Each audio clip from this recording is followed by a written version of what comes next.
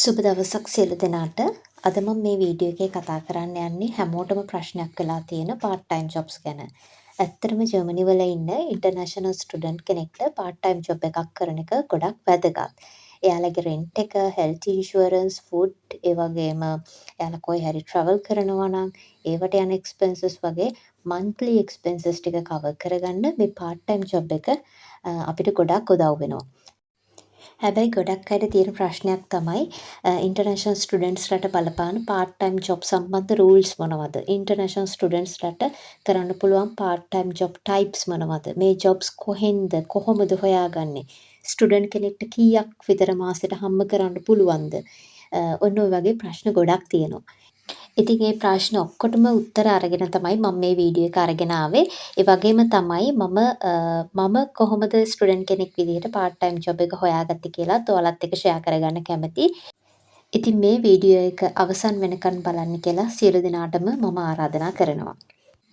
මුලින්ම අපි බලමු ඉන්ටර්නැෂනල් ස්ටුඩන්ට් කෙනෙක් විදිහට ඔයා ජර්මනියට ආවට පස්සේ ඔයාට part time සම්බන්ධව බලපාන රූල්ස් මොනවද කියලා. මෙතනදී අපිට ඔෆිෂියලි අවුරුද්දක් තුල ෆුල් වර්කින් ඩේස් 140ක් එහෙම නැත්නම් හාෆ් ඩේස් 280ක් දක්වා වැඩ කරන්න පුළුවන්. මෙතනදී හාෆ් ඩේ එකක් කියලා කියන්නේ පැය 4ක් හෝ ඊට වඩා අඩුවෙන් වැඩ කරන දවසක් හාෆ් ඩේ එකක් විදිහට තමයි කන්සිඩර් වෙන්නේ. උදාහරණයක් විදිහට ඔයා දවසක වැඩ කරන ප්‍රමාණය පැය 3යි නම් ඒක හාෆ් ඩේ එකකට තමයි අයිති වෙන්නේ. එතකොට ෆුල් ඩේ එකක් කියලා මෙතනදී කන්සිඩර් වෙන්නේ ඔයා පැය 4කට වඩා වැඩියෙන් වැඩ කරනවා නම් ඒක ෆුල් ඩේ එකක් විදිහට තමයි කවුන්ට් වෙන්නේ. ඒ කියන්නේ ඔයා දවසට පැය 6ක් හෝ 7ක් වැඩ කරනවා නම් ඒක ඔයාගේ ෆුල් වර්කින් ඩේ එකක් විදිහට තමයි කන්සිඩර් වෙන්නේ. හැබැයි සෙමෙස්ටර් බ්‍රේක් එකකදී ඔයාට ෆුල් ටයිම් වැඩ කරන්න පුළුවන්. ඒ කියන්නේ සතියට පැය 40ක් දක්වාම වැඩ කරන්න පුළුවන්. ඉතින් මේ රූල්ස් අපිට ෆලෝ කරන්න සිද්ධ වෙනවා. එහෙම නැත්නම් වීසා ඉෂුව කරනකොට අපිට ප්‍රශ්න එන්න පුළුවන්. ඉතින් අපි මේ දේවල් හොඳින් දැනගෙන ප්‍රශ්නයක් වෙන්නේ නැති විදිහට වැඩ කටයුතු මුල ඉඳලම කරගෙන ගියොත් අපිට හැම දෙයක්ම හොඳ විදිහට සිද්ධ කරගන්න පුළුවන්. දැන් මෙහෙම රූල් එකක් තිබුණට අපි වැඩ කරන රෙස්ටුරන්ට් එක වෙන්න පුළුවන්, කැෆේ එක වෙන්න පුළුවන්, වෙයාර්හවුස් එක වෙන්න පුළුවන්, එහෙම නැත්නම් ඔෆිස් එකක් වෙන්න පුළුවන්. ඒ තැන්වලින් අපිට අසයින් කරන පැය ගාණක් තියෙනවා. ඒ පැය ගාණ තමයි අපිට වැඩ කරන්න වෙන්නේ.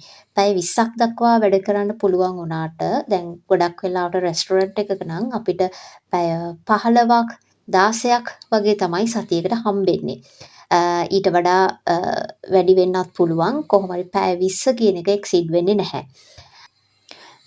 තව ඔයාට දැන් සෙමෙස්ටර් බ්‍රේක් එකේ පැය 40 දක්වා වැඩ කරන්න පුළුවන් කිව්වට ඔයා රෙස්ටුරන්ට් එකක නම් වැඩ කරන්නේ ඔයාට අසයින් වෙනවා කියන්න අපි හිතමු ඔයාට අසයින් වෙන්නේ පැය 30යි නම් සතියට ඒ පැය 30 තමයි ඔයාට වැඩ කරන්න වෙන්නේ. ඔයාට උවමනාව තිබුණත් පැය 40ක් වැඩ කරන්න එයාලා දෙන ප්‍රමාණය තමයි වැඩ කරන්න වෙන්නේ. ඔයාට ඊට වඩා වැඩිපුර පැය ප්‍රමාණයක් වැඩ කරන්න අවශ්‍ය නම් ඒවට වෙනමම පර්මිෂන් ගන්න සිද්ධ වෙනවා. ඉතින් අපි ස්ටුඩන්ට්ලා විදිහට ජර්මනියට එනකොට මේ කට්ටිය බලාපොරොත්තු වෙනවා අපි හොඳින් අධ්‍යාපන කටයුතු කරයි කියලා. ඒක නිසා තමයි මේ වගේ රූල්ස් දාලා තියෙන්නේ. ඒක නිසා අපේ ප්‍රයොරිටි එක දෙන්න ඕනේ අධ්‍යාපන කටයුතු වලට. දැන් අපි කතා කරමු ස්ටුඩන්ට් කෙනෙක්ට කරන්න පුළුවන් part time job types මොනවද කියලා. ස්ටුඩන්ට්ලට තියෙන හොඳම ඔප්ෂන් එක තමයි working student work student jobs කියන්නේ. මේවා කම්පැනි වල part time job roles. සාමාන්‍ය සතියට පැය 20ක් දක්වා ඔයාලට වැඩ කරන්න පුළුවන්. මේ ජොබ්ස් ගොඩක් වෙලාවට අපි ඉගෙන ගන්න ෆීල්ඩ් වලටම රිලේටඩ්. උදාහරණයක් විදිහට ඔයා IT ස්ටුඩන්ට් කෙනෙක් නම් ඔයාට IT කම්පැනි එකක ඒ අදාළ ජොබ් එකක් කරන්න පුළුවන්. ඔයා මාකටිං රිලේටඩ් එකක් නම් ඔයාට මාකටිං රිලේටඩ් ජොබ් රෝල් එකක් part time ජොබ් එකක් විදිහට කරන්න පුළුවන්. මේකේ තියෙන ඇඩ්වාන්ටේජ් එක තමයි අපිට මේකෙන් හොඳ එක්ස්පීරියන්ස් එකක් ලැබෙනවා. අපි අපේ ස්ටඩීස් ඉවරලා ෆුල් ටයිම් ජොබ් එකකට ඇප්ලයි කරනකොට මේක අපිට හොඳ ඔප්ෂන් එකක්. අපේ CV එකට දාන්න උනත් ඉතින් අනිත් දේ තමයි මේ වගේ ජොබ් එකක් කරනකොට සැලරි එක සාමාන්‍ය ජොබ් වලට වඩා ටිකක් වැඩි. මේ වගේ ජොබ් ඉතින් හරිම කම්පිටිටිව් ඉංග්‍රීසි ස්පීකින් ජොබ්ස් තියෙනවා බට් මේවට ගොඩාක් අය ඇප්ලයි කරනවා. ඉතින් මේ වගේ ජොබ් එකක් සිකියර් කරගන්න එකත් ටිකක් චැලෙන්ජ්. හැබැයි ඔයාලට ජර්මන් ලැන්ග්වේජ් එක පුළුවන් නම් ගොඩාක් ඔපචුනිටිස් තියෙනවා.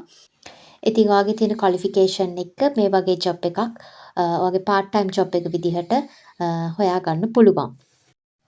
දෙවැනි ඔප්ෂන් එක තමයි අපි ඉගෙන ගන්න යුනිවර්සිටි එකෙන් අපිට ජොබ් ඔෆර්ස් දෙනවා. ඒ කියන්නේ ඇකඩමික් ඇසිස්ටන්ට්ස් වගේ ජොබ්ස්. මේවා යුනිවර්සිටි එකේ ඇතුලේ ලයිබ්‍රරි ඇසිස්ටන්ට්ස්, සමහරවල් රිසර්ච් ඇසිස්ටන්ට්ස්, ලැබ් ඇසිස්ටන්ට්ස් මෙන්න මේ වගේ රෝල්ස්. ඉතින් මේ ජොබ්ස් ගොඩක් ෆ්ලෙක්සිබල් අපිට ඇකඩමික් එක්ස්පීරියන්ස් එකක් ගන්න පුළුවන්. ඉතින් මේ වගේ ජොබ් එකකට කැමති නම් ඔයාලට මේ වගේ ජොබ් එක වලට ඇප්ලයි කරන්න පුළුවන්. ඒ වගේම තමයි මේකේ වැදගත් දේ තමයි අර අපි මුලින් කතා කරපු රූල්ස් මෙන්න මේ ටයිප් එකේ ජොබ්ස් වලට අදාළ වෙන්නේ නැහැ.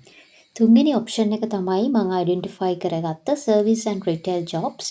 මෙතනදී අපිට වෙයිටර්, වෙයිට්‍රස් වගේ වැඩ, ඊළඟට ඩෙලිවරි රයිඩින්, කැෂියර්, කිචන් හෙල්පර්, ඩිෂ්වොෂර්, ඊළඟට වෙයාර්හවුස් වල වර්ක්ස්, ක්ලීනින් ජොබ්ස් මේවා කරන්න පුළුවන්. ඉතින් මේ වගේ ජොබ්ස් වලට ගොඩක් වෙලාවට ස්ටුඩන්ට්ස්ලා යනවා. මේවා ගොඩක් ඊසි ඔප්ෂන්ස්. ඒ වගේ මේ වගේ ජොබ් එකක් කරනකොට විශේෂයෙන් ෆ්ලෙක්සිබල් ෂෙඩියුල් එකක් දෙනවා අපේ ස්ටඩීස් එක අපිට මැනේජ් කරගන්න පුළුවන් විදිහට. ඉතින් ඔයාලට මේ ඔප්ෂන් වලින් එකකටත් ඔයාගේ පාර්ට් ටයිම් ජොබ් එක විදිහට යන්න පුළුවන්.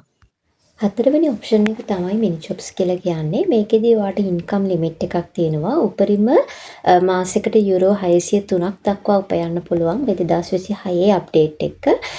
එහෙම නැත්නම් අවුරුද්දට යුරෝ 7236ක් දක්වා තමයි උපයන්න පුළුවන්. ඉතින් මේ මිනි ජොබ්ස් කියනවා ටැක්ස් ෆ්‍රී. මේ වගේ ජොබ්ස් ඔයාලට කැෆේ වලින්, රෙස්ටොරන්ට්, රිටේල් ෂොප්ස් වල තියෙනවා.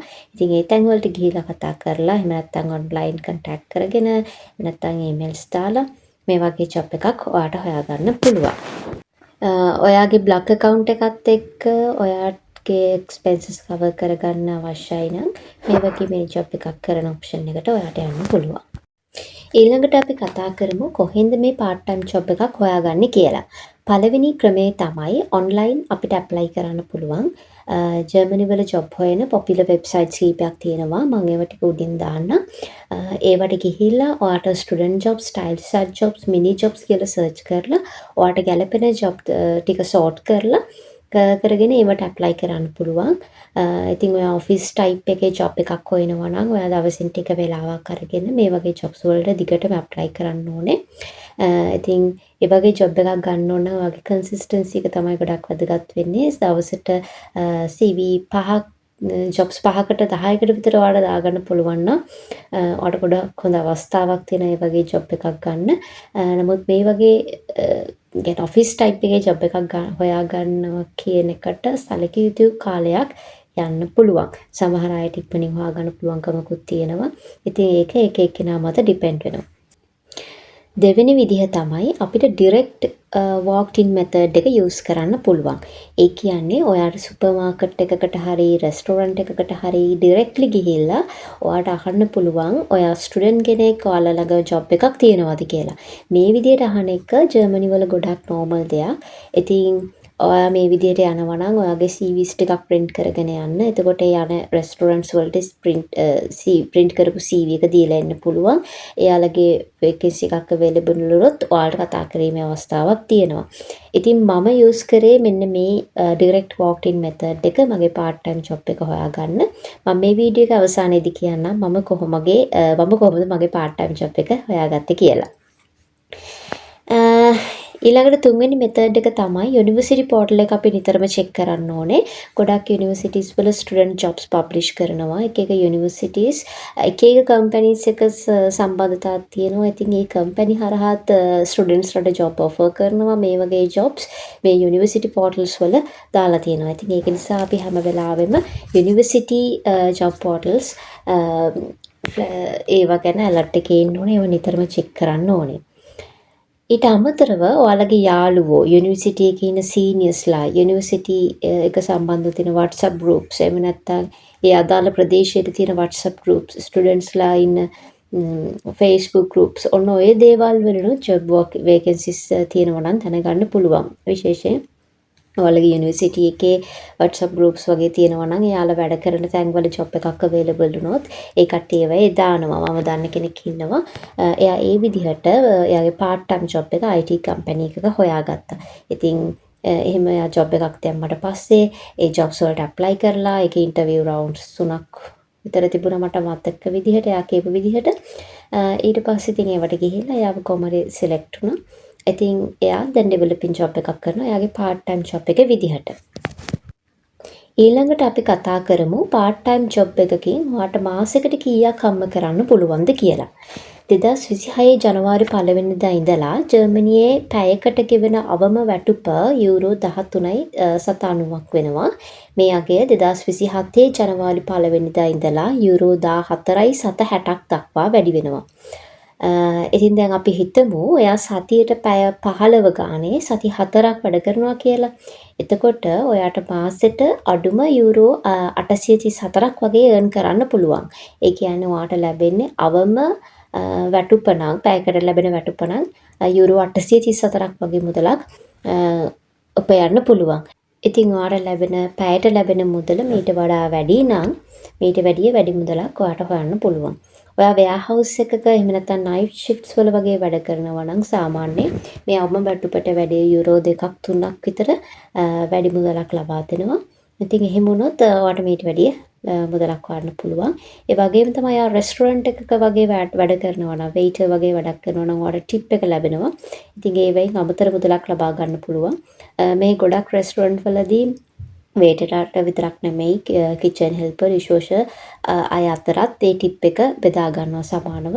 ඉතින් මේ මුදල ලැබෙන්නේ ඔයාලගේ සැලරි එකට අමතරව. ඉතින් ඒකත් ඔයාලට හොඳ ඔප්ෂන් එකක් වෙනවා.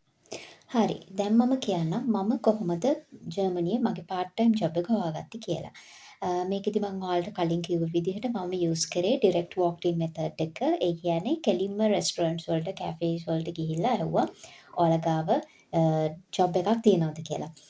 මම ජර්මනිට එනකොට මට එච්චර ජර්මන් ලැන්ග්වේජ් එක කතා කරන්න බෑ. මම ඉංග්‍රීසි වලින් තමයි මුලින්ම ගිහිල්ලා ඇහුවේ.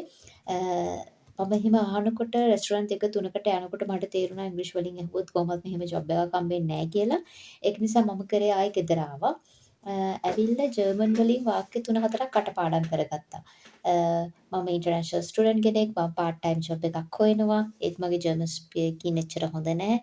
ඒක නිසා මම කිචන් හෙල්පර්, ඩිෂ්වොෂර් වගේ ජොබ් එකක් තමයි හොයන්නේ.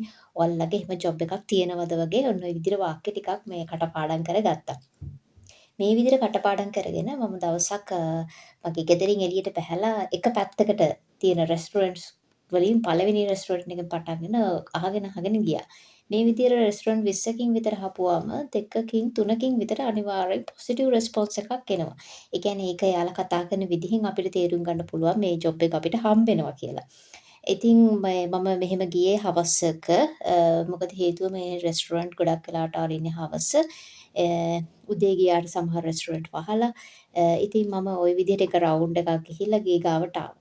දැන් මං ගියේ එක පැත්තකටනේ ඊට පස්සේ ඇවිල්ලා මං අනිත් පැත්තටත් ওই විදිහට ගියා. ওই විදිහට රෙස්ටුරන්ට් ගොඩකට ගියේ නැහැ. 5-6කට ගියා. එතකොට ඔහොම යනකොට පළවෙනිම දෙවෙනි රෙස්ටුරන්ට් ඒ කියන්නේ ළඟම තියෙන මගේ ගෙදරට ළඟ තියෙන රෙස්ටුරන්ට් එකකින් මට ගොඩක් හොඳ ප්‍රතිචාරයක් ආවා. ඒකේ හිටියා එදා මැනේජර්. එයා ගොඩක් හොඳින් කතා කරා. මාත් එක්ක ඉංග්‍රීසි වලින් කතා කරා. ඇත්තට මම ගිහිල්ලා ඉවරාට මුලින්ම ඇහුවේ ජර්මන් වලින්. මට ජොබ් එකක් මම part time ජොබ් එකක් කරනවා. ඔයාලා ගාව තියෙනවද? ඉතින් අර ජර්මන් වලින් කතා කරන්න පටන් ගත්තට පස්සේ මම ඉතින් කියනවා මගේ ජර්මන් ලැන්ග්වේජ් එක එච්චර හොඳ නැහැ. ඉංග්‍රීසි වලින් කතා කරන්න පුළුවන්ද? ඔන්න විදිහට තමයි ඇහුවේ. ඉතින් එතකොට එයා ඉතින් ඒකට කැමති වෙලා හොඳින් ඉංග්‍රීසි කතා කළා. මොකද ඒ වෙලාවේ යාලා කෙනෙක් ඔය තමයි ඉඳලා තියෙන්නේ. අනිත් එකේ ඒක පොඩි රෙස්ටුරන්ට් එකක්. ඒකේ ඔක්කොම වගේ වැඩ කරන්නේ මේ යුනිවර්සිටි ස්ටුඩන්ට්ස්ලා part time විදිහට. ඉතින් කොහොම හරි මට කිව්වා ට්‍රයල් එකකට එන්න දවසක් කියන්න කියලා. ඉතින් මම පහෝදාම එන්නම් කිව්වා. ඉතින් මට උදේ වරුවේ ට්‍රයල් එකක් එයාලා අරේන්ජ් කරලා තිබ්බා. ඉතින් පැය දෙකමාරක් විතර වැඩ කළා. ඉතින් ඒකේ තව කිචන් එකේ වැඩ කරගෙන හිටපු HF මම වැඩ කරන විදිහට කැමති වෙලා මැනේජර්ත් කියලා තිබ්බා මාව අනිවාර්යෙන් හයර් කරන්න කියලා. ඉතින් ඒ විදිහට මට ඒ ජොබ් එක හම්බුණා. එතන හැමදෙනාම ගොඩක් ෆ්‍රෙන්ඩ්ලි, හැමෝම හැමෝටම උදව් කරනවා. ඉතින් හොඳ එන්වයරන්මන්ට් එකක් තියෙනවා. ඉතින් මම අදටත් එතන තමයි වැඩ කරන්නේ. අ මට ඉතින් කියන්න තියෙන්නේ මට ඔයාලට කියන්න දෙයක් තියෙනවා. විශේෂයෙන්ම අපි ස්ටුඩන්ට් කෙනෙක් විදිහට ජර්මනියට ආවට පස්සේ අපිට හම්බෙන පළවෙනි පාර්ට් ටයිම් ජොබ් එක බාරගන්න. ඊට පස්සේ එතන ඒක ඉන්න ගමන් ඔෆිස් ජොබ්ස් වලට දාලා ඒ වගේ ජොබ් එකක් සෙකියුර් කරගන්න. ඒක තමයි ගොඩක් හොඳ ඔප්ෂන් එක. මොකද දැන් මම ඉන්න සිටි එකේ මට මගේ වීසා එක්ස්ටෙන්ඩ් කරගන්න ඊළඟට බ්ලොග් account එකේ ඒ සල්ලි ටික පෙන්නන්න ඕනේ. එතකොට මම මුලින් ඉඳලම මගේ සල්ලි ටික ඒ විදිහට තියාගන්න ඕනේ. ඉතින් එහෙමනම් අපි මුලින් ඉඳලම පාර්ට් ටයිම් ජොබ් එකක් කරන එක ගොඩක් වැදගත්. ඉතින් මට අවසානයේට ඔයාලට පුංචි ටිප්ස් ටිකක් කියන්න තියෙනවා. ඔයාලා ජර්මනියට එනකොට පුළුවන් තරම් ජර්මන් ලැන්ග්වේජ් එක ඉගෙනගෙන එන්න. ඒකෙන් අපිට ජොබ් ඔපචුනිටිස් වැඩි කරගන්න පුළුවන්. ඔන්ලයින් ප්ලැට්ෆෝම්ස් වලින් අපි ජොබ් වලට ඇප්ලයි කරනකොට අපි ෆේක් ජොබ් ස්කෑම්ස් වලින් කෙයාර්ෆුල් වෙන්න ඕනේ. ඒ වගේම තමයි අපි අපේ CV එක සිම්පල්, ක්ලියර් විදිහට හදාගන්න ඕනේ. ජොබ් එකක් හොයාගන්නකොට අපිට හොඳ ඉවසීමක් තියෙන්න ඕනේ. සමහර අයට පාර්ට් ටයිම් ජොබ් එක හොයාගන්න ටිකක් කාලෙකුත් ගන්නවා. ඉතින් මේ විදිහට ජර්මන් වල පාර්ට් ටයිම් ජොබ් එකක් හොයන ඔයාලගේ ජොබ් එක ඉක්මනින්ම හම්බෙන්න කියලා මම ප්‍රාර්ථනා කරනවා. ඉතින් ඔයාටත් මේ වීඩියෝ එක යූස්ෆුල් වුණා නම් මේ වීඩියෝ එකට ලයික් එකක් දාන්න. අනිත් දන්න ස්ටුඩන්ට්ස්ලාට ෂෙයා කරන්න. ඔයාලගේ අදහසත් පහලින් කමෙන්ට් කරන්න. තව ජර්මන් ලයිෆ් එක ගැන මේ වගේ වීඩියෝස් බලන්න ඕන නම් අපේ YouTube channel එක subscribe කරන්න. එහෙනම් ඊළඟ වීඩියෝ එකකින් හමු වෙමු. එතකන් සුබ දවසක්.